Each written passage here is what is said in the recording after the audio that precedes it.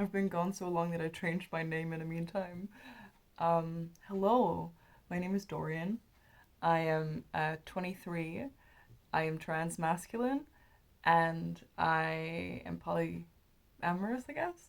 I don't know. I feel like I never really talk enough about anything on this fucking platform. So, you see the bisexual and a transgender flag. Um, I don't know what to talk about, man. It's like it's been such a long time. The last video I made was about narcissistic personality disorder and the crazy just just the crazy allegations from people, like the literal crazy allegation, like, oh, these people are abusive and insane and like whatever, like just straight up ableist point of view, if you ask me. Yes, people with MPD, especially people with MPD that isn't managed, can do pretty bad harm. Just how like people with BPD can do pretty bad harm if they're not managed. I know. I have been on the hands of a few people with BPD myself, but like as someone who also has BPD, for instance, I I don't feel the need to say that every single person who has the same diagnosis as me is evil just because I met one of my exes who had the same thing and we really weren't vibing well. Like, that doesn't make sense to me and isn't good. But anyway, this video is not about that. This video is about how I haven't been on the platform since fucking December of last year. A lot of things has changed since then. Like I said, I changed my name. I became more masculine in my presentation. Well, my hair is longer, so it looks feminine, but like I feel I tried he him for a while again, didn't really click still, so still they theming that shit. They them, it's they fair are still my pronouns. Um I don't know. I don't feel like I gained two relationships since that video. I used to date only my girlfriend, and now I have three partners, which means my girlfriend and two partners who are just partners. Yeah. Um, and I managing a polyamorous lifestyle has been interesting for me because like I don't know, I feel like it's been nice to find a way to sort of elevate my relationships to a level, well, not elevate, I guess more so level it to relationships, my relationships to a level that they've just become more intense friendships in the way that I see them rather than like somebody who's my everything. Um, because at this point, I do see them as intense friendships. My relationships are just very, like, they're very, um, I lost a word right now, but I'm very committed friendships in that they're also romantic, obviously, and that's the most important thing that separates my relationships from my friendships is that my friendships aren't romantic and my relationships are, but they are also just a little bit more committed in how much I see them. While a lot of my friends, I love them dearly. I don't see them as much as my relationships, as my partners, um, and that's just because I don't have the fucking time to see all of my friends as much as I see my partners. I would die. I already see my partners about every other week. Like most of my partners, I see like once every week or once every 2 weeks. Um, that's like my two partners who live the farthest out, and then my girlfriend who lives in the same city as me. We see each other like 2 times a week tops, and usually not very long either, because they're just people with lives. And with me, it's hard because I'm right now I have nothing to do with my life, so I have plenty of time to see people. But like once I start having a job, it's gonna be different because that's also a thing that changed. I used to be a student and I graduated. So end of this month, I'm getting my diploma and I'm officially a psychologist. Well, not in like a sense of being able to clinically diagnose anybody, but like I officially have a bachelor degree in psychology, which in the most basic terms makes me a psychologist. Like it doesn't make me a clinical psychologist, it doesn't even make me a basic psychologist. but it makes me a psychologist in the sense that I study psychology. Um, I'm not gonna do anything with my psychology degree, by the way. I am moving direction because I don't want to work as a psychologist. Like, not even like, not in any way. Like, even the most of the jobs I'm seeing that are even relevant to the field of psychology they don't seem interesting to me unless it's about research. And which I'm interested in research. Like, I could write so much about my gripes with psychology as well, but that's not this video. So a lot of things has changed. I graduated. I have more partners. I changed my fucking name. Um, Not permanent. Like not like I changed my name in the sense of like online I go by Dorian now, and I use the name Dorian in my day-to-day life as well. But I still use my old name, like my birth name, in a lot of contexts as well, because I don't hate my birth name. It's never going to be a dead name. It's just that I added Dorian for both mostly OPSEC reasons. I want to have like a separation from my legal life, like my IRL life, my professional life, and my online profiles. You know, my online profiles are my online profiles meant for me and my friends and my political activism, and I do not want my political activism to get in the way of me getting a job, which is why I changed my name on the platforms. So you'll see me under the name Dorian or Disco Dorian or Dorian Disco or Dorian Disco Ball. Anything of those sorts, that is me. Because I like disco now.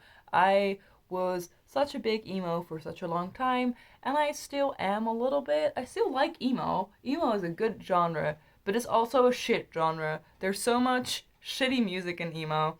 With every genre, there's a lot of shitty music.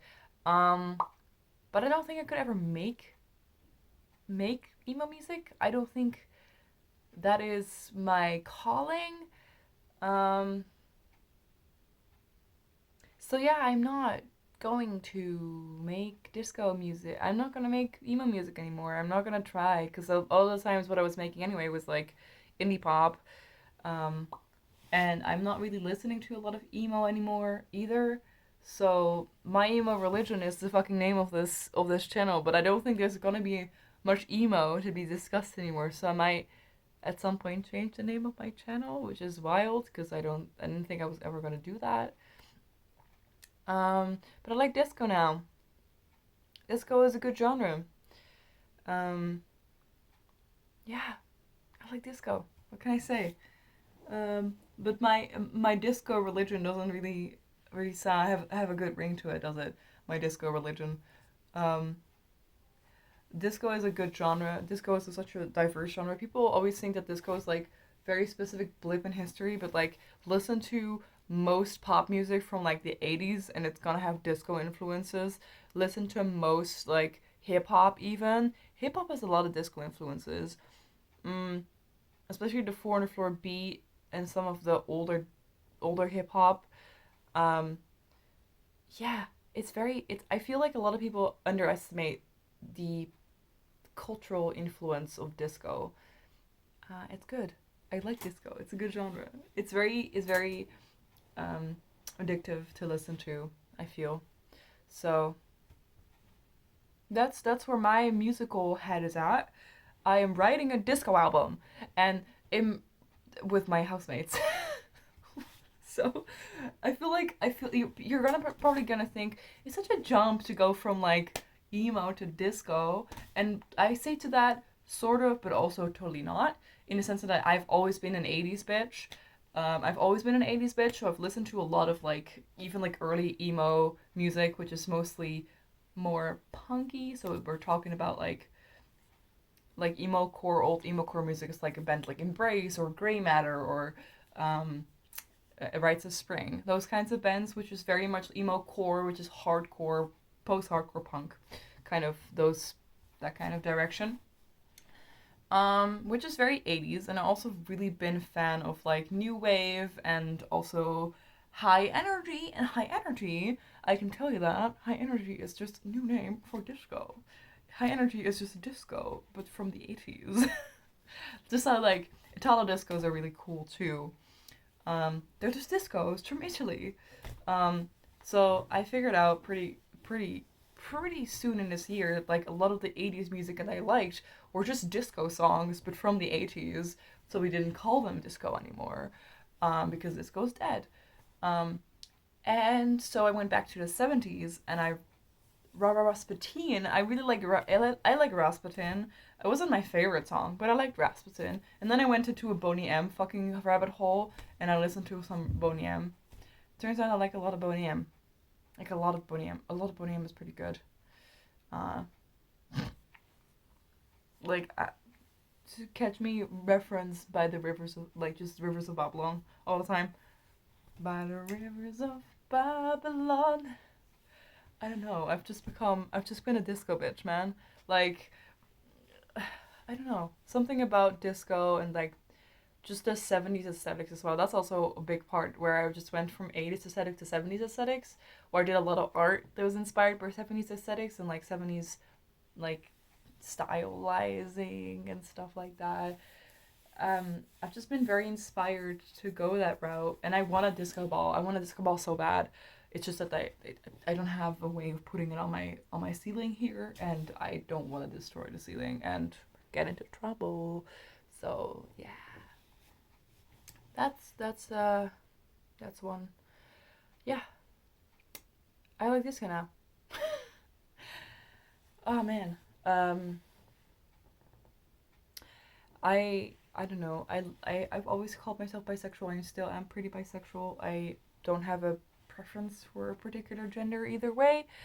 But I do mostly relate now to like more so gay male experiences than I relate to lesbian experiences, but that's mostly to do with me identifying more masculine and feminine and also more embracing the fruity side of things. Like I feel like a lot of the times when I was more sort of like in my sort of lesbian phases where I was really into women, I would embrace a butch aesthetic, which I still butches, mwah, mwah mwah mwah. I love butches. Butches are fantastic, amazing people. Um, it's just that like I started to realize that I am not so much a butch as I am just a really fruity guy, like a guy in like the most like genderqueer way I can imagine. It's just like I am more a genderqueer fruity guy than I am a butch lesbian. Even though I could be both, right? I could be both, but like I'm definitely more a faggot than I am a dyke. That's just what we're getting at, okay? Um eh. This fucking mullet makes me look, I don't know what it makes me look like. It's something. I like it. I cut it today. Yeah. So so that's it. Hello. Um I don't know, man. I'm oh yeah, I had to deal with bed bugs. That's a thing too. I gave my grandma bed bugs because I had them in my room, but then I somehow killed them in my room, and now I'm waiting for them to possibly come back until I have to like call the call the inspection to remove the. I'm not looking forward to that because I am terrified of bed bugs. I am actually terrified. So I already ordered a lot of ways to like eradicate them. Cause yeah, I just really am not a fan of the idea of having animals crawl on me while I sleep. Um, and the worst part is not knowing if they are here or not. So which means I have been in stressy conditions, sleeping in stressy conditions for the past 2 odd weeks. Which just does something to your psyche. It can let me tell you.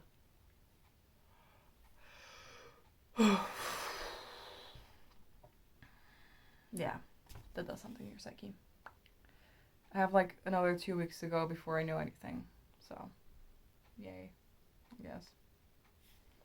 3 weeks, really. So, but in that time, I'm planning on using a lot of stuff that really doesn't attract bed bugs. Like, there's like stuff that sort of like dries them out, like dehydrates them pretty intensely. So, I'm planning on like just putting that everywhere because it's not toxic to humans. And if I have them, I'll hope I kill them that way.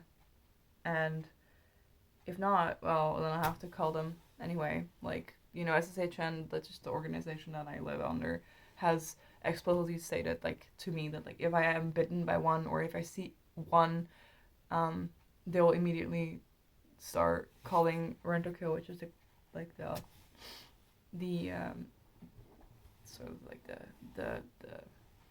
the extension peoples. So I don't have to worry about them not taking it seriously, but it's not something I want to deal with at all, because it's ruining my sleep. I have not been able to have a proper night's sleep for weeks now, because I won't be able to sleep until before 4 or 5 a.m. Which means that every time I wake up at like 12 p.m., which means my entire mornings are constantly gone. And you could tell me, like, just go to bed earlier, but, like, again, I'm scared of my own bed now, because every time I try to go to bed, I'm worried I'm gonna get, like, bitten, even though I haven't seen a fucking bedbug yet, so, which is good news, I guess. But yeah, I'm still scared. I'm scared of finding one also, because if I find one, I'll be too scared to go to bed. It's hard for me to be able to stress these, like, emotional toll that takes on you. I think a lot of people just hear, like, bedbugs, like, it's annoying, but, like, why are you so scared about it? But, like, it goes a lot deeper than it's annoying. Like, it goes to the point of feeling sort of contaminated, and everything feels contaminated, even though you're not sure if it's contaminated. It makes you feel like you are a walking contamination, and like you're not able to touch people or go to people's houses. I am afraid of going into people's bedrooms now, because I'm afraid I'm carrying bedbugs with me, even though bedbugs don't even like to sit on people. They like to sit in, like, stuff, but not really on people, because people are too warm, mostly the reason. So it's not even, it doesn't even really make sense. But if I have, like, a backpack with me, it's immediately, like, it could be contaminated. So that's my whole thing. So yeah, I have to really hope and pray that I'm not getting bed bugs. God damn. But I ordered a bunch of stuff to eradicate them. So even if I'm just gonna do that regardless if, like, I have to call them. Like, if I see one, or, like, if I have a reason to really suspect that I definitely have them, then I'll call them. But, like, as long as it's just a maybe, I'll just be eradicating them myself. As in, like, I'll just be, like, using every single method that I have on hand to make my room entirely unwanted to bed bugs. And then, like, if I don't find a bed bug before, like, at the end of November, if I still don't have one, I'll just be washing all of my clothes to make sure that they're not there either. And if I have all my clothes washed, and all of my plushies either frozen or washed, at that point I'll be sort of okay with the idea that I don't have bed bugs. But only if, like, in the November I still don't, you know? So, oh man, stressful, but okay. I'll see you guys later. I love every single one of you. Yeah, I don't know. This has been a long video and really unscripted, so bye.